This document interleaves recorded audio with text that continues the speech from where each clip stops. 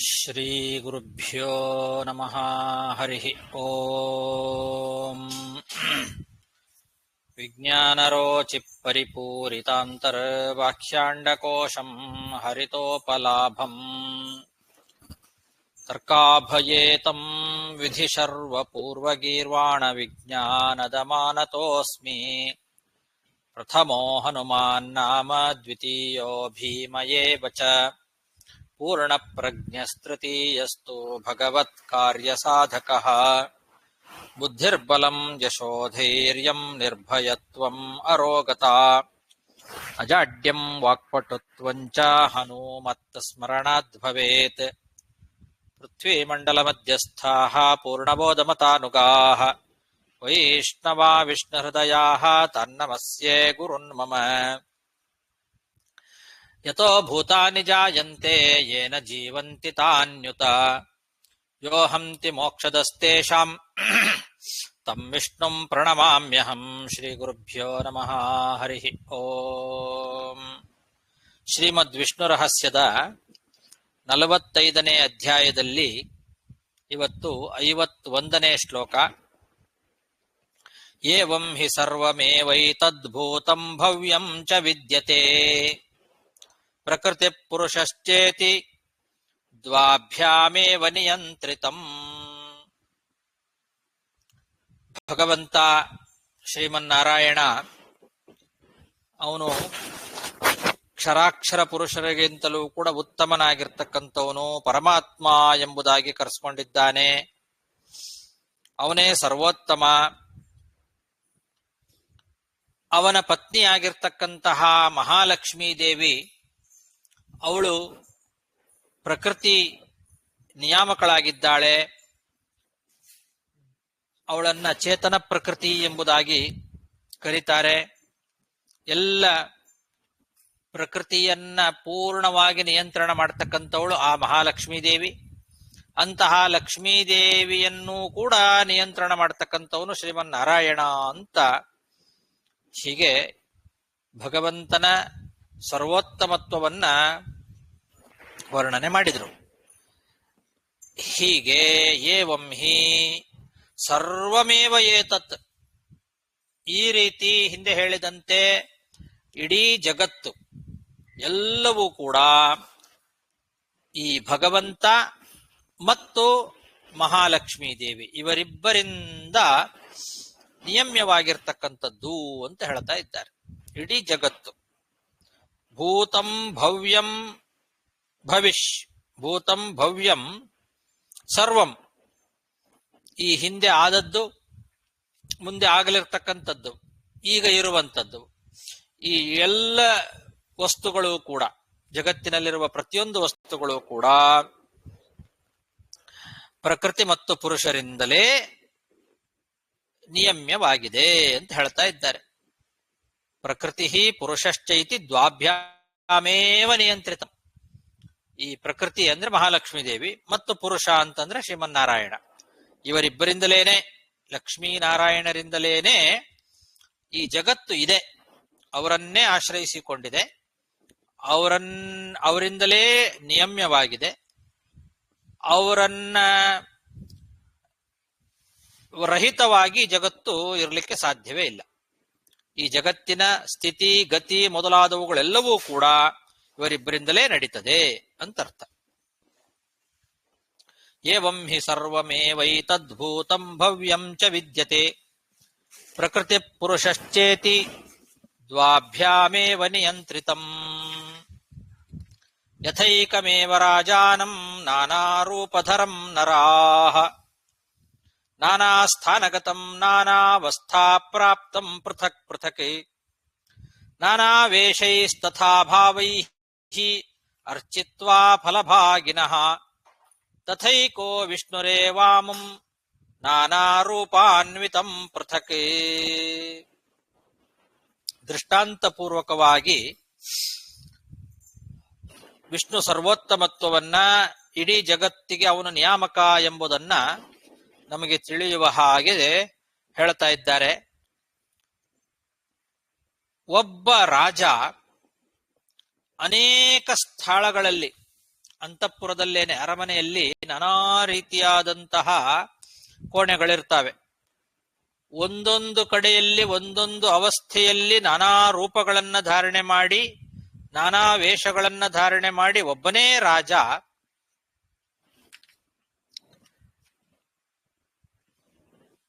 ಪ್ರಜೆಗಳನ್ನ ಏನು ಮಾಡ್ತಾನೆ,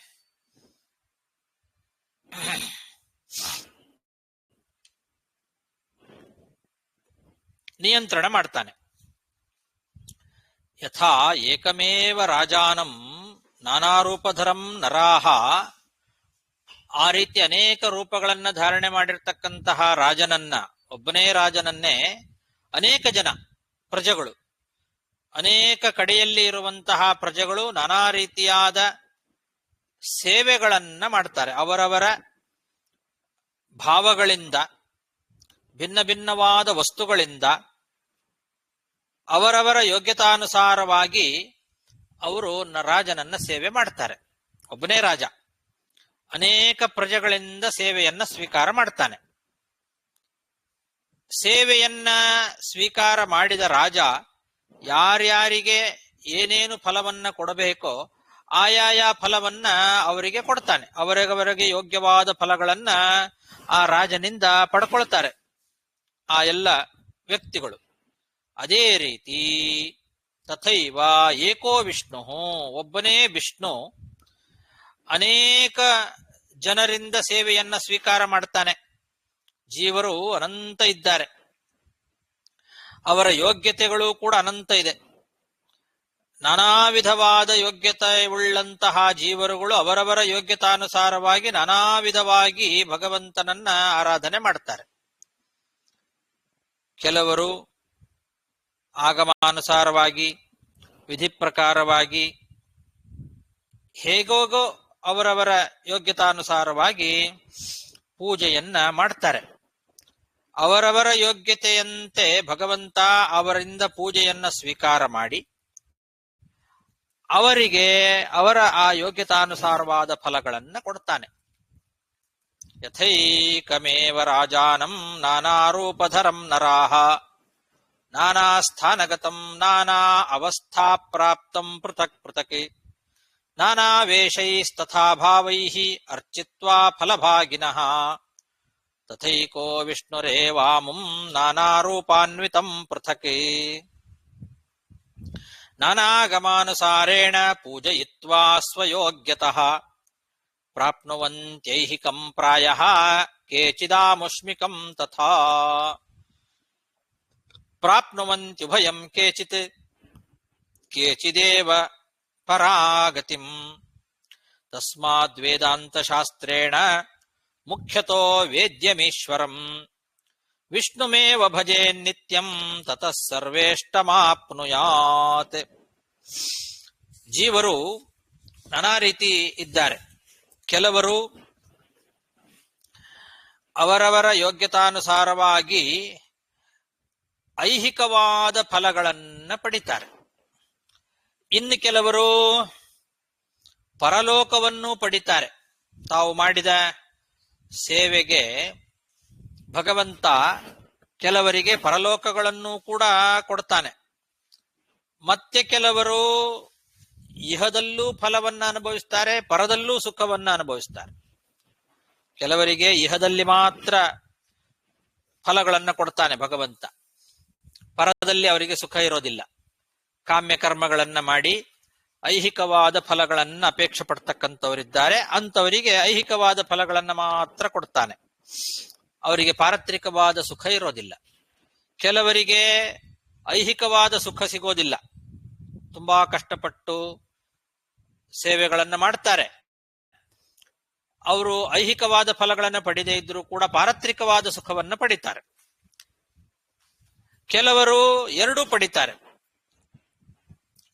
ಪ್ರಾಪ್ನುವಂತಿ ಐಹಿಕಂ ಪ್ರಾಯ, ಬಹಳಷ್ಟು ಜನ ಐಹಿಕ ಫಲಕಾಮನೆಗಳಿಂದಲೇ ಮಾಡೋದು. ಏನಾದ್ರೂ ಅದು ಬೇಕು ಇದು ಬೇಕು ಅಂತ ಹೇಳಿ ಐಹಿಕವಾದ ಫಲಗಳನ್ನು ಅಪೇಕ್ಷೆ ಪಟ್ಟೆ ಅನೇಕ ಜನ ಪೂಜೆ ಮಾಡ್ತಾರೆ, ಸೇವೆ ಮಾಡ್ತಾರೆ. ಅವರವರು ಆ ಯೋಗ್ಯತಾನುಸಾರವಾಗಿ ಐಹಿಕವಾದ ಫಲಗಳನ್ನೇ ಸಾಧಾರಣವಾಗಿ ಬಹಳಷ್ಟು ಜನ ಪಡಿತಾರೆ. ಕೆಲವರು ಪರಲೋಕವನ್ನು ಅಪೇಕ್ಷೆ ಪಟ್ಟು ಮಾಡ್ತಾರೆ, ಅದನ್ನು ಪಡಿತಾರೆ. ಕೆಲವರು ಉಭಯಂ ಕೇಚಿತ್ ಪ್ರಾಪ್ನುವಂತಿ, ಎರಡನ್ನೂ ಪಡಿತಾರೆ. ಐಹಿಕವಾದ ಸುಖವನ್ನು ಅನುಭವಿಸಿ ಪಾರತ್ರಿಕವಾದ ಸುಖವನ್ನು ಪಡಿತಾರೆ. ಪರತ್ರ ಉತ್ತಮ ಲೋಕಗಳನ್ನು ಕೂಡ ಸಂಪಾದನೆ ಮಾಡ್ತಾರೆ. ಕೆಲವು ಉತ್ತಮಾಧಿಕಾರಿಗಳಿದ್ದಾರೆ, ಅವರು ಮೋಕ್ಷವನ್ನೂ ಪಡಿತಾರೆ. ಅಂದ್ರೆ ಹಿಂದೆ ಹೇಳಿದ ಪಾರತ್ರಿಕ ಸುಖ ಅಂದ್ರೆ ಸ್ವರ್ಗಾದಿಗಳು. ಈ ಲೋಕದಲ್ಲೂ ಸುಖವನ್ನು ಅನುಭವಿಸಿ ಪರತ್ರ ಸ್ವರ್ಗದಲ್ಲಿಯೂ ಕೂಡ ಸುಖವನ್ನು ಅನುಭವಿಸುವವರು ಕೆಲವರಿದ್ದಾರೆ. ಕೆಲವರು ಉತ್ತಮಾಧಿಕಾರಿಗಳೇನಿದ್ದಾರೆ ಅವರು ಮೋಕ್ಷವನ್ನು ಕೂಡ ಪಡಿತಾರೆ, ಹಾಗೂ ಇದ್ದಾರೆ. ಆದ್ರಿಂದ ನಾವು ಏನು ಮಾಡಬೇಕು ಅಂದ್ರೆ ಕೊನೆಗೆ ಹೇಳ್ತಾ ಇದ್ದಾರೆ, ತಸ್ಮಾತ್ ವೇದಾಂತ ಶಾಸ್ತ್ರೇಣ ಮುಖ್ಯತಃ ವೇದ್ಯಂ ಈಶ್ವರಂ. ವೇದಾಂತಗಳಿಂದ, ಎಲ್ಲ ಸಚ್ಚಾಸ್ತ್ರಗಳೇನಿದ್ದಾವೆ, ವೇದಾಂತಗಳು, ಇವೆಲ್ಲ ಶಾಸ್ತ್ರಗಳಿಂದ ಮುಖ್ಯವಾಗಿ ಪ್ರತಿಪಾದ್ಯನಾಗಿರ್ತಕ್ಕಂಥವನು ಭಗವಂತ ಶ್ರೀಮನ್ನಾರಾಯಣ ಅಂತ ತಿಳಿದು ಅವನನ್ನೇ ಸರ್ವದಾ ಸೇವೆ ಮಾಡಬೇಕು. ಅವನೇ ಮಹೇಶ್ವರ, ಎಲ್ಲರಿಗೂ ಒಡೆಯ, ಮಹಾ ಈಶ್ವರ. ಈಶ್ವರಂ ವೇದ್ಯಂ ಮುಖ್ಯತಃ, ಅವನೇ ಎಲ್ಲರಿಗೂ ಒಡೆಯ ಅಂತ ತಿಳ್ಕೊಂಡು ಅವನನ್ನೇ ಎಲ್ಲರೂ ಸದಾ ಸೇವೆ ಮಾಡಬೇಕು. ಅದರಿಂದಲೇನೆ ಎಲ್ಲರೂ ಕೂಡ ಸಕಲಾಭೀಷ್ಟಗಳನ್ನು ಕೂಡ ಪಡಿತಾರೆ. ಅದು ಐಹಿಕವಾದದ್ದೇ ಆಗಿರಲಿ, ಪಾರತ್ರಿಕವಾದದ್ದೇ ಆಗಿರಲಿ, ಮೋಕ್ಷವೇ ಆಗಿರಲಿ, ಎಲ್ಲಾ ರೀತಿಯಾದ ಫಲಗಳನ್ನ ಪಡೆಯೋದು ಅವನಿಂದಲೇ. ಆದ್ರಿಂದ ಅವನನ್ನೇ ಉಪಾಸನೆ ಮಾಡಬೇಕು. ಅವನೇ ಸರ್ವೋತ್ತಮ, ಅವನನ್ನೇ ಎಲ್ಲ ವೇದಗಳ ಶಾಸ್ತ್ರಗಳಿಂದ ಪ್ರತಿಪಾದ್ಯನಾದವನು ಅಂತ ತಿಳ್ಕೊಳ್ಬೇಕು ಅಂತ ಅದನ್ನ ಉಪಸಂಹಾರ ಮಾಡ್ತಾ ಇದ್ದಾರೆ. ನಾನಾಗಮಾನುಸಾರೇಣ ಪೂಜಯಿತ್ವಾ ಸ್ವಯೋಗ್ಯತಃ ಪ್ರಾಪ್ನುವಂತ್ಯೈಹಿಕಂ ಪ್ರಾಯಃ ಕೇಚಿದಾಮುಷ್ಮಿಕಂ ತಥಾ ಪ್ರಾಪ್ನುವಂತ್ಯುಭಯಂ ಕೇಚಿತ್ ಕೇಚಿದೇವ ಪರಾಗತಿಂ ತಸ್ಮಾದ್ ವೇದಾಂತ ಶಾಸ್ತ್ರೇಣ ಮುಖ್ಯತೋ ವೇದ್ಯಮೀಶ್ವರಂ ವಿಷ್ಣುಮೇವ ಭಜೆ ನಿತ್ಯಂ ತತಃ ಸರ್ವೇಷ್ಟಮಾಪ್ನುಯಾತ್. ನ ದೇವ ಪರಮೋ ವಿಷ್ಣೋಃ ನ ಶಾಸ್ತ್ರಂ ವೇದತಃ ಪರಂ ನ ಜ್ಞಾನಾತ್ ಪರಮಂ ಚಕ್ಷುಃ ನ ಮುಕ್ತೇ ಪರಮಾಗತಿಃ ನ ವೈರಾಗ್ಯಾತ್ ಪರಂ ಭಾಗ್ಯಂ ನ ಶಾಂತೆ ಪರಮಂ ಸುಖಂ ನ ಧರ್ಮ ಸದೃಶಂ ಮಿತ್ರಂ ನ ಕಾಮ ಸದೃಶೋ ರಿಪುಃ. ಭಗವಂತನಾದ ಶ್ರೀ ವಿಷ್ಣುವಿಗಿಂತ ಶ್ರೇಷ್ಠನಾದ ದೇವ ಮತ್ತೊಬ್ಬ ಇಲ್ಲ. ನ ದೇವ ಪರಮೋ ವಿಷ್ಣೋ, ಪರಮನಾದ ಆ ವಿಷ್ಣುವಿಗಿಂತ ದೊಡ್ಡ ದೇವರು ಮತ್ತೊಬ್ಬ ಇಲ್ಲ. ಅವನಿಗೆ ಸಮಾನರೂ ಇಲ್ಲ. ಇಲ್ಲಿ ಅವನಿಗಿಂತ ಪರಮ ಇಲ್ಲ ಅಂತ ಹೇಳಿದ್ದಾರೆ. ಅದರ ಜೊತೆಗೆ ಅದನ್ನು ಇಟ್ಕೊಳ್ಬೇಕು. ನಾರಾಯಣ ಸಮೋ ದೇವೋ ನ ಭೂತೋ ನ ಭವಿಷ್ಯತಿ ಅಂತ ಸ್ಪಷ್ಟವಾಗಿ ಮಹಾಭಾರತ ನಮಗೆ ಸಾರ್ತದೆ. ಅವನಿಗಿಂತ ಉತ್ತಮನಾದವನೂ ಇಲ್ಲ, ಅವನಿಗೆ ಸಮಾನರಾದವರು ಯಾರೂ ಇಲ್ಲ. ಅವನನ್ನ ತಿಳಿಸಿಕೊಡುವಂತಹ ಶಾಸ್ತ್ರ ವೇದಶಾಸ್ತ್ರ.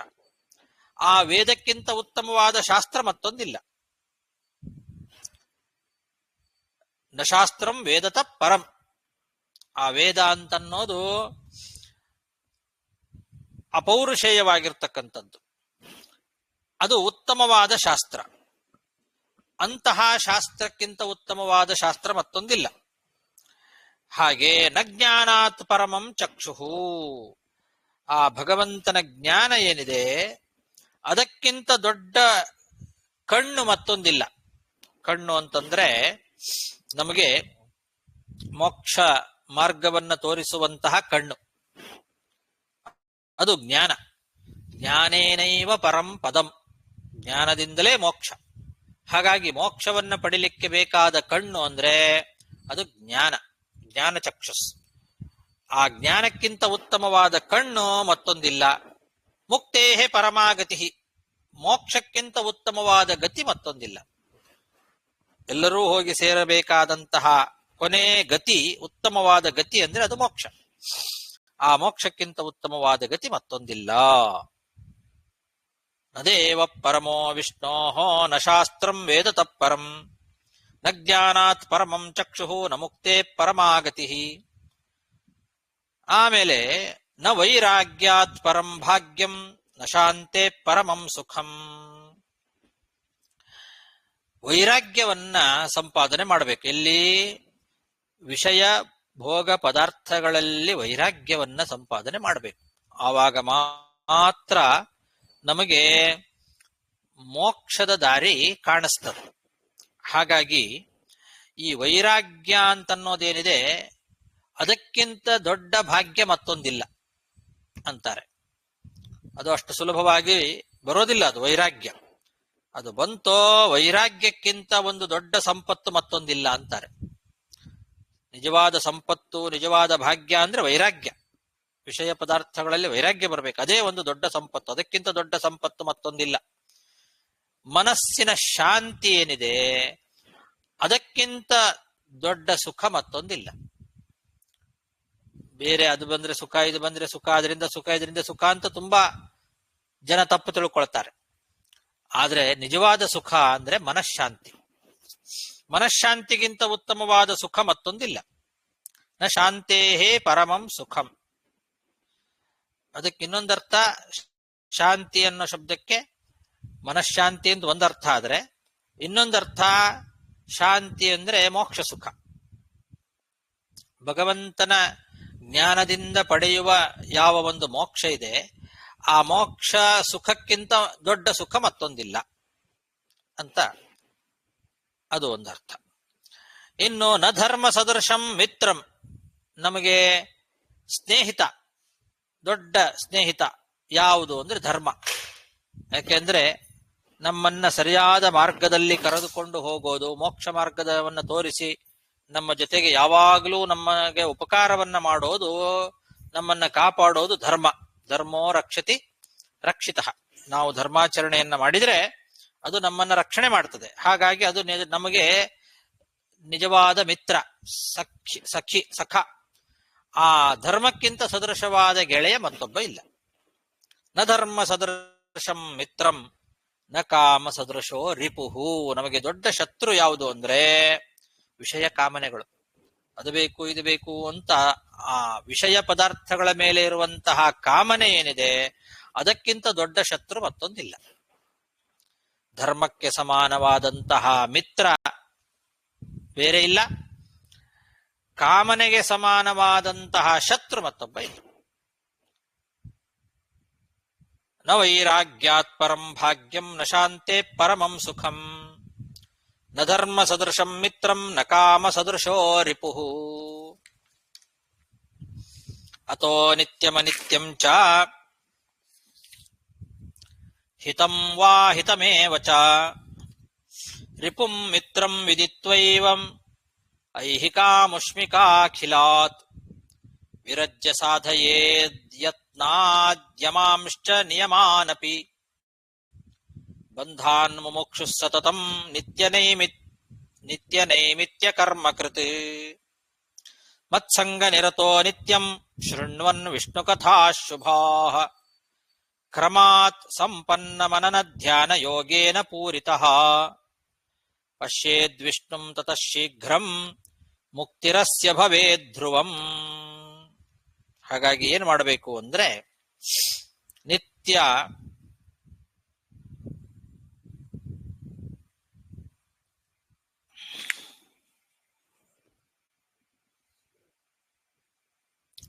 ಯಾವುದು ನಿತ್ಯವಾದ ಪದಾರ್ಥ, ಯಾವುದು ಅನಿತ್ಯವಾದ ಪದಾರ್ಥ ಅನ್ನೋದನ್ನ ಚೆನ್ನಾಗಿ ತಿಳ್ಕೊಳ್ಬೇಕು. ಯಾವುದು ನಮಗೆ ಹಿತ, ಯಾವುದು ನಮಗೆ ಅಹಿತ ಅಂತನ್ನೋದನ್ನು ಚೆನ್ನಾಗಿ ತಿಳ್ಕೊಳ್ಬೇಕು. ಅದರ ವಿವೇಕ, ಇದು ಒಳ್ಳೆಯದು, ಇದು ಕೆಟ್ಟದ್ದು, ಇದು ನಿತ್ಯವಾದದ್ದು, ಇದು ಅನಿತ್ಯವಾದದ್ದು ಅನ್ನೋದನ್ನ ಚೆನ್ನಾಗಿ ತಿಳ್ಕೊಂಡು ನಾವೇನು ಮಾಡಬೇಕು, ಈ ವಿಷಯ ಪದಾರ್ಥಗಳೇನಿದ್ದಾವೆ ಇದ್ಯಾವುದು ಶಾಶ್ವತವಾದದ್ದಲ್ಲ, ಇದು ಅನಿತ್ಯ, ಇದು ಕೇವಲ ಮಿಣುಕು ಹುಳದಂತೆ ತಾತ್ಕಾಲಿಕವಾಗಿ ಅಲ್ಪ ಸುಖಗಳನ್ನ ಕೊಡ್ತಕ್ಕಂಥದ್ದು, ಇದರಿಂದ ಮುಂದೆ ದೊಡ್ಡ ದುಃಖ ಇದೆ ಅಂತ ಅನ್ನೋದನ್ನ ತಿಳ್ಕೊಂಡು ಇದನ್ನ ತ್ಯಾಗ ಮಾಡಬೇಕು. ಈ ಏನಿದೆ ಸುಖದ ಅಪೇಕ್ಷೆ, ಇದನ್ನ ಪರಿತ್ಯಾಗ ಮಾಡಬೇಕು. ಇದೊಂದು ದೊಡ್ಡ ಶತ್ರು ಅಂತ ತಿಳ್ಕೊಳ್ಬೇಕು. ಆ ಶತ್ರುವನ್ನ ನಾವು ನಾಶ ಮಾಡಬೇಕು. ನಮಗೆ ಶತ್ರು ಯಾವುದು, ಮಿತ್ರ ಯಾವುದು ಅನ್ನೋದನ್ನು ಚೆನ್ನಾಗಿ ಮೊದಲು ತಿಳ್ಕೊಳ್ಬೇಕು. ಧರ್ಮವೇ ನಮಗೆ ಮಿತ್ರ. ಈ ವಿಷಯ ಪದಾರ್ಥಗಳ ಕಾಮನೆ ಅಂತನ್ನೋದು ನಮಗೆ ರಿಪು, ಶತ್ರು. ಹಾಗಾಗಿ ಆ ಶತ್ರುವನ್ನ ನಾವು ದೂರ ಇಡಬೇಕು. ವಿಷಯ ಪದಾರ್ಥಗಳನ್ನ ತ್ಯಾಗ ಮಾಡಬೇಕು. ಧರ್ಮವನ್ನ ನಾವು ಅನುಸರಣೆ ಮಾಡಬೇಕು. ಇದನ್ನ ಪ್ರಯತ್ನಪೂರ್ವಕವಾಗಿ ಮಾಡಬೇಕು ಅಂತಾರೆ. ಇಲ್ಲದೇ ಇದ್ರೆ ಆಗೋದಿಲ್ಲ. ಇದಕ್ಕೆ ಪ್ರಯತ್ನ ಬೇಕು. ಅದಕ್ಕೆ ಕೆಲವು ವಿಧಾನ ಹೇಳಿದ್ದಾರೆ. ಯಮ, ನಿಯಮ ಮೊದಲಾದವುಗಳನ್ನ ಸಾಧಿಸಬೇಕು. ವಿರಜ್ಯ ಸಾಧಯೇತ್ ಯತ್ನಾನ್ ಯಮಾಂಶ್ಚ ನಿಯಮಾನಪಿ ಅಂತ. ಯಮ ನಿಯಮಗಳು ಇದೆಲ್ಲ ನಾವು ಧರ್ಮದಲ್ಲಿ ಇರಲಿಕ್ಕೆ ಕಾರಣಗಳು. ಶಾಸ್ತ್ರದಲ್ಲಿ ಹೇಳಿರ್ತಕ್ಕಂಥ ನಿಯಮಗಳಿದ್ದಾವೆ. ಆ ನಿಯಮಗಳಿಗೆ ಅನುಸಾರವಾಗಿ ಇರಬೇಕು. ಇಂದ್ರಿಯವನ್ನ ನಿಗ್ರಹ ಮಾಡಿಕೊಳ್ಬೇಕು. ಇದನ್ನೆಲ್ಲ ಪ್ರಯತ್ನಪೂರ್ವಕವಾಗಿ ಸಾಧನೆ ಮಾಡಬೇಕು. ಹಾಗೆ ಮಾಡಿದಾಗ ಈ ಸಂಸಾರ ಅನ್ನೋ ಬಂಧನ ಏನಿದೆ, ಆ ಬಂಧನ ಅಂತನ್ನೋದು ನಾಶವಾಗ್ತದೆ ಅನ್ನೋ ಜ್ಞಾನ ಇರಬೇಕು. ಹಾಗಾಗಿ ಈ ಸಂಸಾರ ಬಂಧನದಿಂದ ನಾನು ಮುಕ್ತನಾಗಬೇಕು ಅಂತ ಆ ನಿಟ್ಟಿನಲ್ಲಿ ಪ್ರಯತ್ನ ಮಾಡಬೇಕು. ಆ ಇಚ್ಛೆ ಯಾವಾಗಲೂ ಇರಬೇಕು. ಮುಮುಕ್ಷ ಅಂತ ಕರೀತಾರೆ ಅದನ್ನ. ಈ ಮುಮುಕ್ಷು ಆಗಿರ್ಬೇಕು ಅವನು. ಬಂಧಾನ್ ಮುಮುಕ್ಷು, ಮೋಕ್ಷವನ್ನ ಅಪೇಕ್ಷೆ ಪಡ್ತಕ್ಕಂಥವನೇನಿದ್ದಾನೆ ಅವನು ಸತತಂ ನಿತ್ಯ ನೈಮಿತ್ತಿಕ ಕರ್ಮ ಕೃತ್. ನಿತ್ಯ ನೈಮಿತ್ತಿಕ ಕರ್ಮಗಳನ್ನ ಆಚರಣೆ ಮಾಡ್ತಾ ಇರಬೇಕು. ಸತತಂ ಅಂತ ಬಿಡಬಾರ್ದು.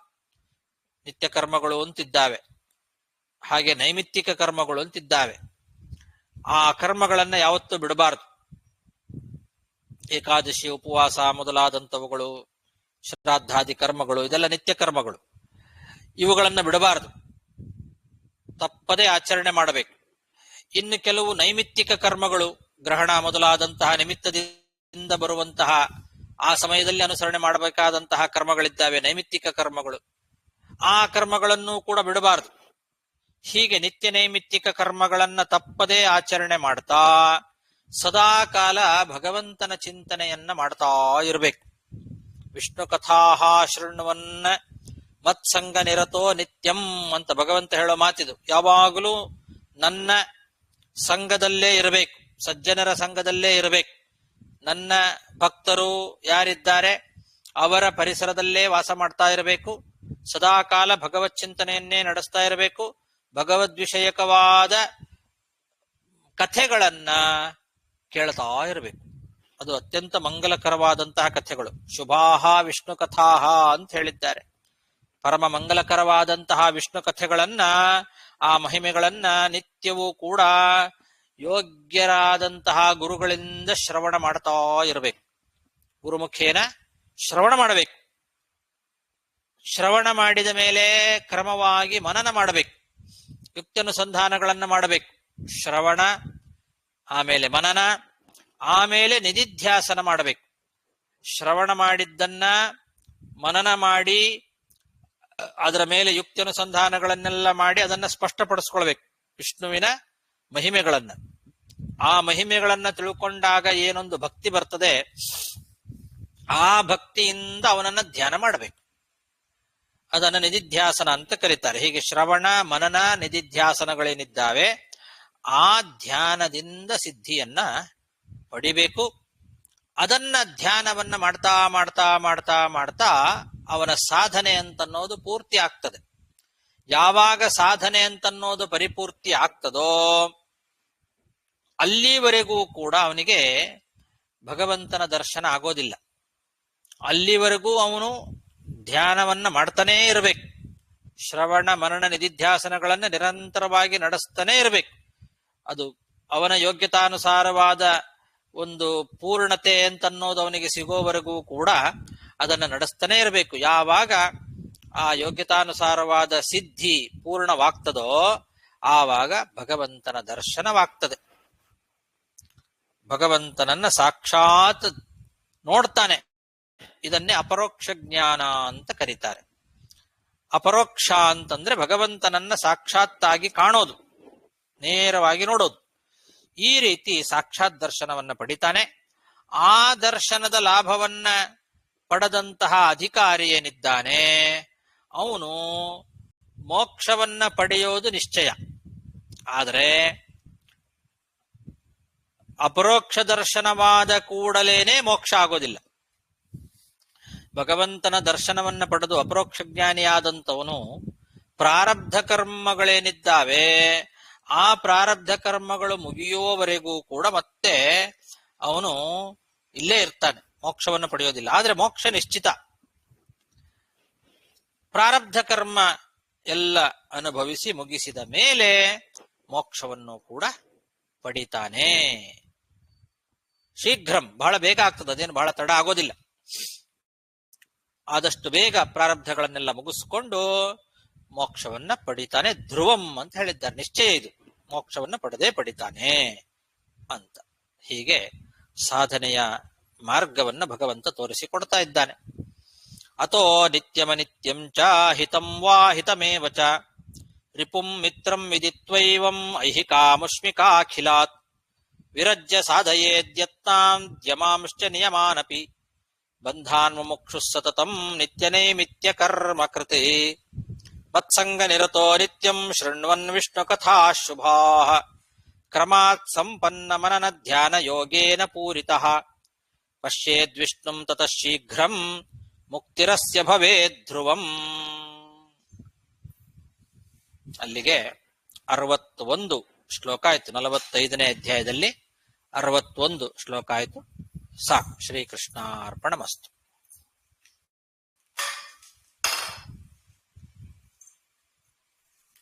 ನಮಸ್ಕಾರ ಆಚಾರ್ಯ, ಧನ್ಯವಾದಗಳು.